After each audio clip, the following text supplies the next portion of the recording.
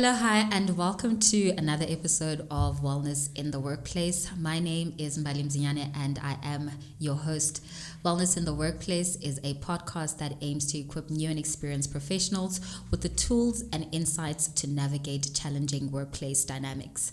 And in today's episode, we are talking about toxic work environments. I've been in a toxic work environment. I have had a toxic boss before. And if anything, that experience has been the reason and the inspiration behind this podcast.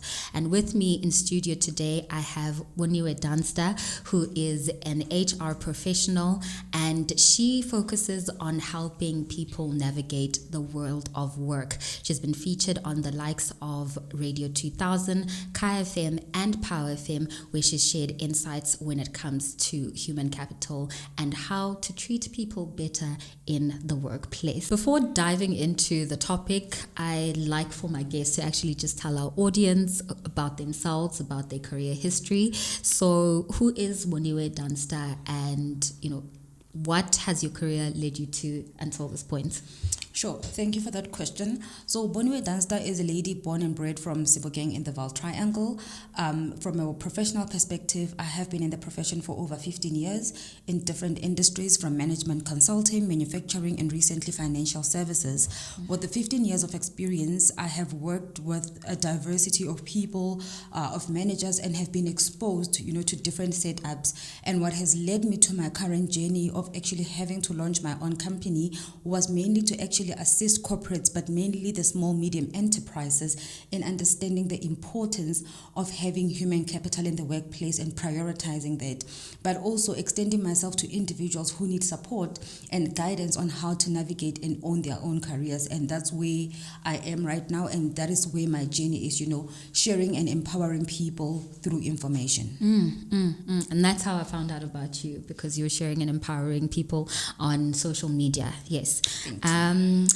When it comes to toxic work environments, just getting straight into the topic, before going into the nitty-gritty, I'd just like for you, from an HR perspective, to give a definition of what a toxic work environment is. I think it's always good when we have a starting point where, we all understand just the basics of what that environment can look like. Sure. So that we know exactly what to look out for. Yeah. So toxic work environment has many definitions by different people. But for me, it's mostly about the feeling, the feeling that you have, that you experience every morning when you wake up and you go to work, right? The environment that you're working in. Many a times you find that there's feelings of fear, of intimidation, of being bullied, where you see at play that power dynamics, taking over. And that really leads to a space where you are psychologically impacted, your health is impacted, you start doubting yourself, right? And your professional and your personal aspirations, they seem to be somehow, taking the back seat purely because of the circumstances pertaining your work environment. And based on that definition, what do you think are some of the factors that contribute to a toxic work environment? There could be multiple. Firstly, it could be the organizational culture itself, whereby, the foundation of an organization is not cemented with the right values. And it could also be the leadership of the organization in terms of who they are, how they treat people, what their own personal values are. And sometimes it could be those personal values that are toxic, right, that they bring into the work environment. It could be sometimes individuals that have their own personal challenges, their own psychological and emotional and upbringing challenges that they are portraying in the workplace. But then again, one of the things is that you could find yourself in an environment where you are working with a line manager that feels very threatened by you, that feels very intimidated by you, and that could lead into a toxic work environment or into a bullying situation where they actually want to make sure that you don't shine, that they want to make sure that you don't get to grow so that they can preserve, themselves. So those could be some of the things that lead to a toxic work environment. And sometimes it could also be with peers, because people often believe that when we're talking about toxic work environment, we're only talking about line managers bullying their subordinates, but sometimes it could be lateral as well, where you're, a fellow peer, you're in the same team or in the same department, they actually then get to, to bully you or actually create an environment of toxicity that is filled with intimidation and fear. Yeah. No, I think that's a very relevant point, and it pretty much speaks to the next question that I wanted to ask you, is that what role does leadership, does management, as well as your peers play in contributing to a toxic work environment? And I think you've actually just covered that. So when it comes to the work environment itself, do you think that one can be in a healthy work environment but experience a unhealthy line manager or unhealthy relationship with their peers? And how do you then navigate that, or do you look beyond that? Because if the organization that you work in, maybe let's say the culture is relatively quite healthy, but it is just the people that are in your team that are expressing this environment of unhealthiness and toxicity. How does one separate the two and pretty much gain sight of the bigger picture? Sure. That's actually quite an important question, because there are organizations that have a healthy working environment and they actually pride themselves with that. But within that healthy work environment, there are also individuals of which we are not in control of their emotional traits, of their behaviors, right? And sometimes it can happen in pockets or, in excluded places whereby people don't get to see it, right? But if you are in such an environment, it means that the environment is healthy enough that it has the policies and the processes in terms of supporting the individuals that are expressing this, and the organization is courageous enough to take on any challenges that threaten that healthy work environment. And that could actually include interventions of that specific line manager, if it is a line manager, or that employee, right, in terms of providing support, in terms of actually trying to understand and uncover what are the causes, right? Because they believe that keeping healthy employees in a healthy working environment is crucial, to them achieving their business goals. So in that instance, it means that you can go directly to your human capital department or practitioner and tell them what is happening. And then they could actually facilitate a conversation between yourself and your line manager to understand, right? Sometimes you find that there are people who are bullying others, but they're not really aware because it's a behavior that they grew up with. So according to them, it's normal, right? So where you've got organizations that have systems and processes in place, and you can see that the organization is a healthy organization, except in your circumstances, then utilize those processes, utilize those policies and those systems that are in place to actually help yourself and help the others, and just eradicate that small fraction of toxicity in your space. Yeah. But there's often this perception, though, that HR is not there for the people, it's there for the company. So firstly, what are your thoughts about that, number one? And number two, how do we then empower employees to then see HR as a function that is there to serve them and that is there to help support their career goals? And I actually get this quite a lot, right? When people say that they don't have good experience of HR or they don't trust HR, I don't take that lightly and I don't take it for granted, because the reason that they are saying that is based and supported by their own experience, and we cannot overlook that, right? However, HR professionals, they are also employees, also employed in a certain culture or also in a certain environment, right? And you would find that the environment actually even overpowers an individual who has good experience, who has good ethics, and who wants to actually, bring about change, right? But if you are so disempowered because the culture of the environment and the leadership of the environment itself, right, it does not allow for that openness or for that healthy relationship, it becomes a challenge for you as an individual. But now, moving away from that, I think it is also important for employees to also understand, the role that HR plays in the workplace.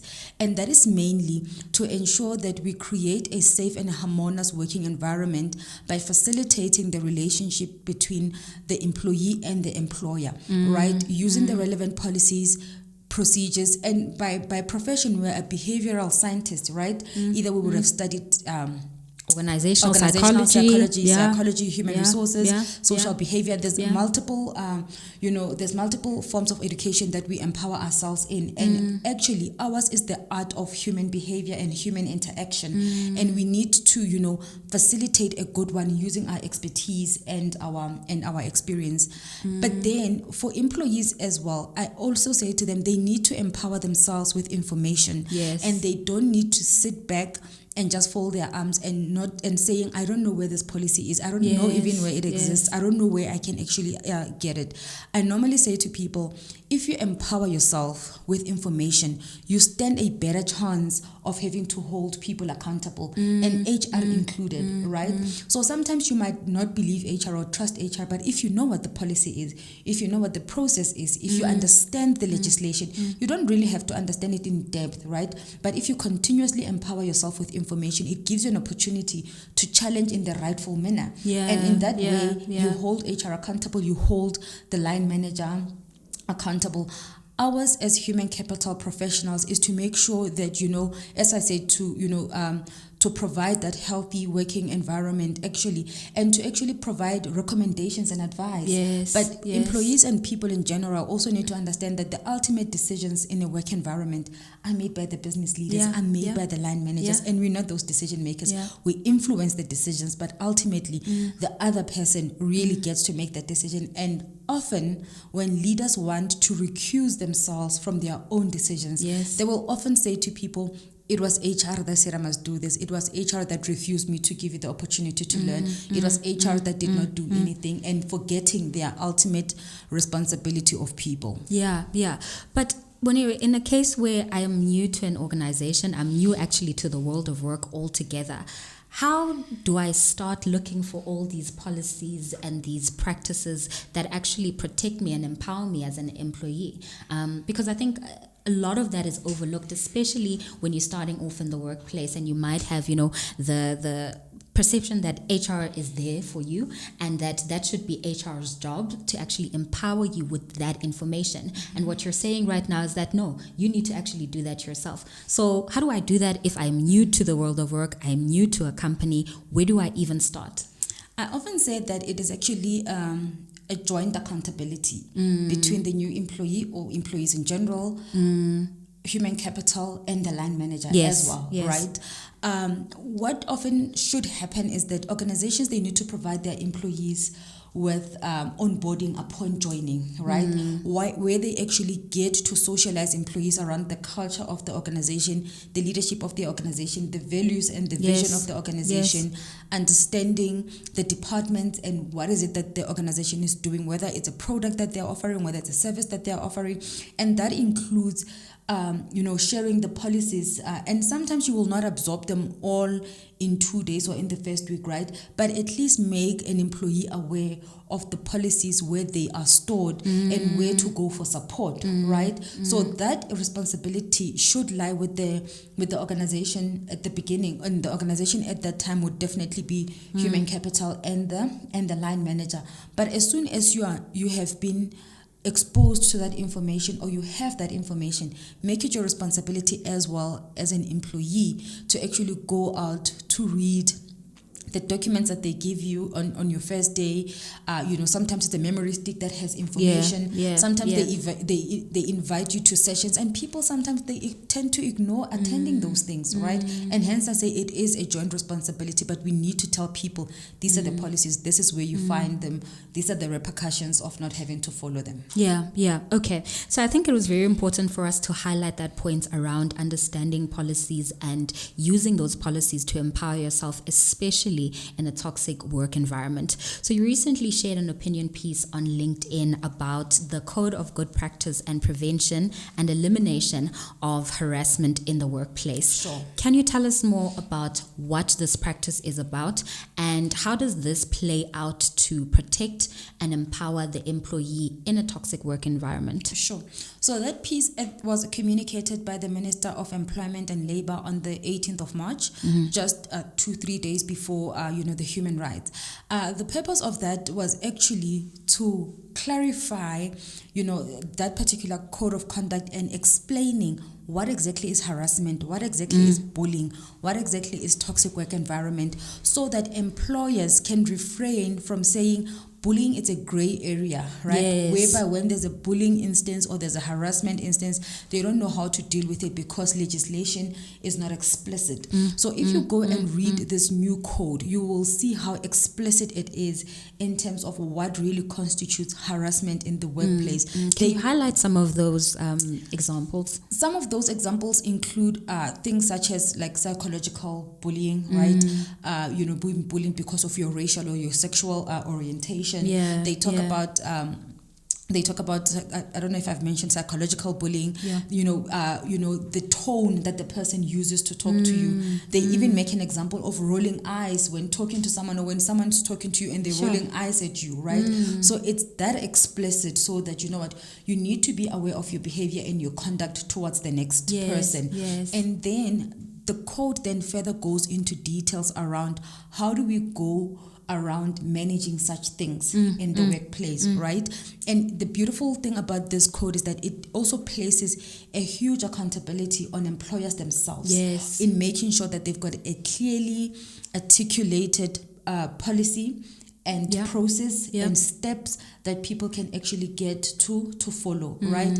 And they have the responsibility of taking on employees or leaders, that are portraying this kind of behavior towards people. And this also includes, as an employer, making sure that you have that policy, but not only to have it to shelf it, but you have it to educate people on it, to socialize people on it, to explain what it means and how it impacts the organization.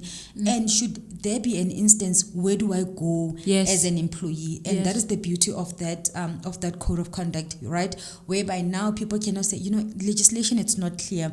I'm not really quite sure, right? And then we just try to sugarcoat the situation or try to turn a blind eye, right? So now we really then cannot do that. Is that what do you stand for as an organization, and what are you going to do to try to eliminate this? Because it is important for people to also have their dignity in the workplace. Definitely. So you've highlighted extensively about why this practice is really important, this code of practice. Why is it important then for employees to know about it, and how can they empower themselves using that code of practice, and where can they find it? Sure. First of all, employees also need to understand that this also comes on the basis of what our constitution says, that every person has the right to dignity, and that also filters down in a work environment. So you have a right to be treated with dignity in the workplace. So that's the first thing that you need to know and that you need to remember as an employee. Secondly, you'll find the code of good practice under the Employment Equity Act. That's where it should be. However, as indicated earlier, the Human Capital Department of every organization has the obligation of making sure that they have a policy that is drafted in line with the code of good practice, that is communicated with the employees, that also outlines the process that one has to actually follow, when they encounter such a situation. And it's all about holding people accountable, to their constitutional obligations, and for you to be able to experience your constitutional right. Okay. Now, fully understood that. So when it comes to toxic work environments, I think the most prominent sign or experience that people have is workplace bullying. Sure. And, I previously did a short episode on workplace bullying, but I'd just like to get your insight from an HR perspective of what that is, what it looks like in the context of a workplace, and in terms of remediation around workplace bullying. Sure. So when we're talking about workplace bullying, we're talking about an instance whereby an environment or a person, has fears around the environment, around the person that they're working with, whether a peer or whether a line manager. We're talking about people that have, that are spoken over. Those are some of the signs of workplace bullying. If someone speaks over you, if your line manager excludes you from meetings or from certain WhatsApp groups, if there are cliques, right? If information has been omitted from you for being able to do your job. Yeah. So those are some of the signs of a toxic work environment. But where you see that somebody's trying to instill fear and intimidation and victimization to an extent that you start doubting yourself, then know that those are some of the signs of workplace bullying. And that feeling, hence I said, the most important thing or the most important test that I often say to people when it comes to workplace bullying, it's the feeling. How does a certain behavior towards you make you feel, right? And if you find yourself that you're unable to articulate it, or in thinking about it, you start, being scared, being anxious, or second guessing yourself, then we could be looking at elements of workplace bullying. And some of the other signs around toxic work environments outside of workplace bullying. Outside of workplace bullying, as indicated, like also exclusions from meetings, right? Learning opportunities, that you have been deprived of. You see people in your team that are being given learning opportunities. You don't know the reasons why you are not, right? Or you see your line manager providing support and guidance to your team members, but the same support and guidance is never given to you. In certain instances, you see whereby, somebody sends you an email, and I often make this, especially in line with, cyberbullying. Somebody also sends you an email and then calls you immediately. Have you seen my email? Have you responded to my email? And then that is also followed up by a WhatsApp. Why haven't you responded to my email? Also, you can also get to experience, workplace bullying when a certain team member would often actually post certain things about you on their own social media. They don't have to mention names, but this is the incident that happened earlier today. This is what was said, even though that they don't say names, but some of the things that you are seeing. So it comes in many different forms and shapes. Yes. But how do you then prove and justify that? Because sometimes it could just be, a matter of, let's say, you don't get along with someone, or you just don't share the same values, and you misinterpret their intentions as workplace bullying. How do you regulate the difference? So I think differentiating between the two also goes back to a point of how does that make you feel, right? That's number one. Secondly, you can also differentiate by actually talking to that particular person and telling them how their conduct or behavior towards you makes you feel. And they can respond to that. Either they could say, I was not aware, and probably they can stop, or probably they can say, there's nothing wrong, and then they actually continue. But the most important thing in proving such a case is making sure that you communicate how it makes you feel to the other person. And then I would often say, follow that communication up on email. Write down an email to say, as per our conversation earlier, I had indicated that such and such behavior makes me feel uncomfortable, and I'd appreciate you if you then stop or be aware of it and how it makes me feel. Secondly, proving workplace bullying is very difficult in many instances because there's other people that are so smart that they will actually, do it behind closed doors. They'll cover their tracks. They'll cover their tracks. What is important for you is to actually keep a diary of all the incidents that happens, right? Keep a diary. This happened on this particular day at this time, and this is what was said, and this was my response. This is what my manager said on this particular day, but when we showed up in that particular meeting, she changed her story and made me feel like a bad person. So make sure that you diarize all the incidents that talk to that bullying that's happening, and also note who are the people that are present, or who are the people that actually observed, that or were present, right? Write that down. Make sure that you keep that diary, because that is actually helping you to build up a case leading to having to discipline a person that has been bullying you or bullying others in the workplace. And that's the most crucial thing that one can do in a workplace bullying case. Make sure that you document the incidences, where you were, what you were doing, what was said, how was the response, who was present, who was observing, who were the bystanders, and then take that forward as part of your complaint to HR or to your line manager. No, I like that. So you were spoken to some of the effects that, this can have on the employee psychologically. What are some of the long-term effects and otherwise really that this can have on an employee at a personal as well as a professional level? Yeah. So as I said, it actually, impacts your health, and that is psychologically, emotionally, and physically as well, because some of the psychological and emotional illnesses, then they translate into physical ailments, right? So that's number one. Number two, people lose their self-confidence at work. They start doubting themselves, and you might find that they're not resilient enough to be able to bounce back, right? And they might not have the opportunity of finding other jobs, and they might be subjected to that. Sure. And then, again, there's elements of high absenteeism as well, and poor work performance because of the bullying, right? Because you are always anxious, you're always scared, you don't know what you're doing is right or is wrong. So that hinders on your own personal performance and can also later on impact on the team as well. The team morale will always be impacted as well by that. And secondary, the employer as well, if they don't take serious actions or note of this particular code and policies, right, they also run at a loss because it's loss of productivity. It means then it's loss of money for them. If it means high absenteeism from the people that are experiencing bullying, or absenteeism just from the team members because of what's happening in the environment, absenteeism is money, so you also get to lose money. And the reputational brand of the organization also is at stake. So there's a lot more at stake just from a personal perspective or professional perspective of an individual. It's equally so for the bigger organization as well. So hence it is important for people to actually take note and take it seriously and do what they are supposed to be doing. And that speaks to our closing question actually, in terms of how organizations can adopt preventative measures to protect their employees from toxic situations. So how can they go about doing that? I think employers must, as indicated earlier, employers must make sure that they understand the code very well. If they don't, then they can get in touch with legal experts or legal labor experts that can actually help them with that.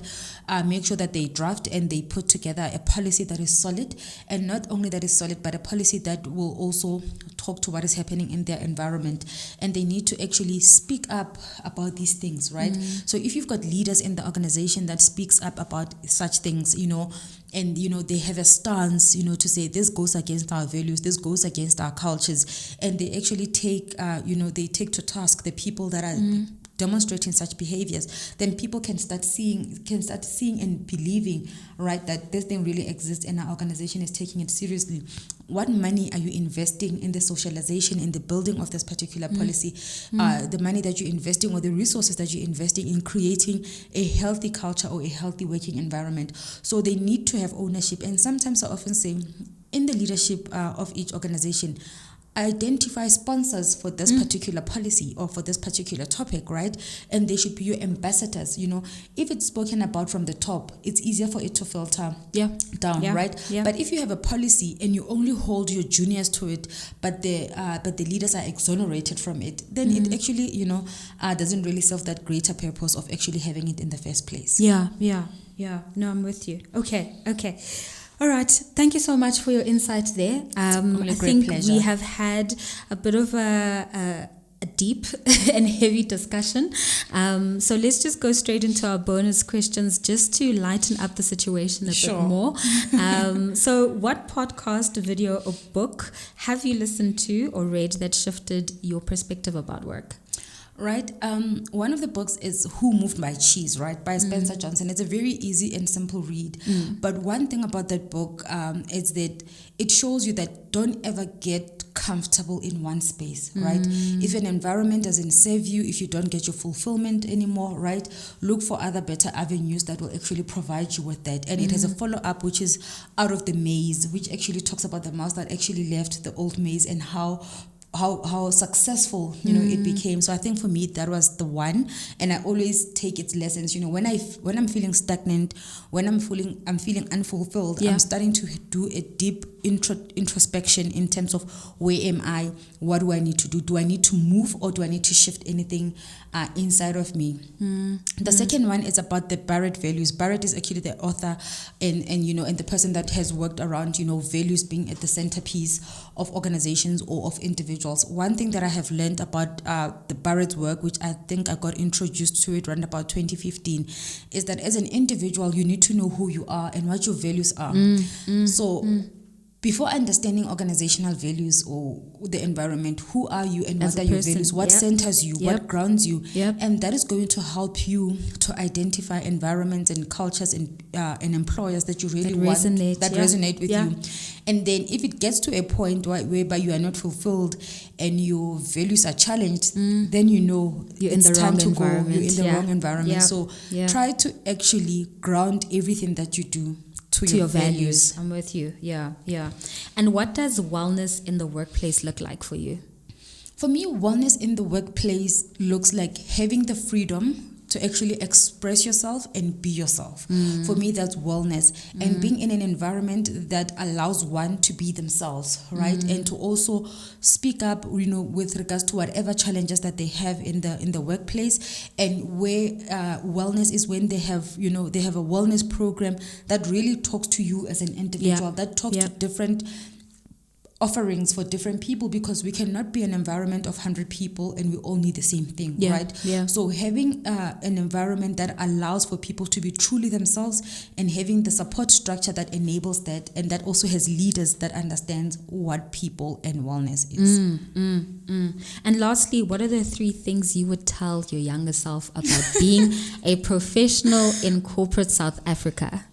I think the first one is know who you are. Yes. That is important equally to what your values are. Secondly, I will tell myself to say this is a journey and live in the moment. Often we miss experiencing the moment because we're so fixated on what the great future looks like, and you miss the great opportunities right now. And I'll tell my younger self, Boniwe, relax, be in the moment, enjoy the space, greater things will still come. And thirdly, make sure that you either diarize or you actually put down your goals somewhere where you can always revisit them, right? Timelines may differ, but if you know what you want, put it down. And journaling is actually quite important because when you journal, you realize that, no, man, I think I've manifested this like 5-10 years ago, and I'm only living it now. Right now. So sometimes we miss such moments of experiencing our successes because we're focusing on something that's ahead that we don't even know when it's gonna come. And that's what I will tell my younger self. Love that. So any closing remarks in relation to our topic, in relation to what people can do to empower themselves when it comes to human capital, and in relation to your business? What would you like to say as a part of closing this episode? I think in closing, I'd like to say, people must just take ownership of their career journeys and their wellness. It mustn't be dependent on an individual, a line manager, or an organization. For me, that is very important.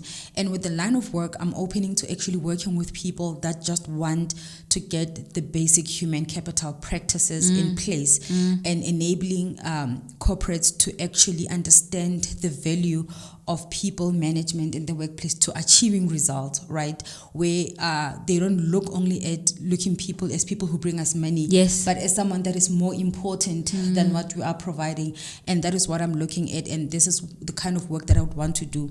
And lastly, it's about impacting yourself and making sure that you are so informed. Read. Be curious, and that is what is going to actually set you apart from the rest. Thank you so much for that. And I think that really just aligns to the ethos of wellness in the workplace. This podcast is about empowering individuals, employees, with the insights, with the tools, with the information that they need to make decisions and Definitely. to empower themselves in the workplace. So thank you so much for your insights. Really, really appreciate you being here today. Thank you for watching. Please do follow us on social media, on Instagram at wellnessintheworkplace_. We are available on all major podcasting streaming services. My name is Boniwe Dunster, and I'll see you on the next episode. Bye-bye. Thank you.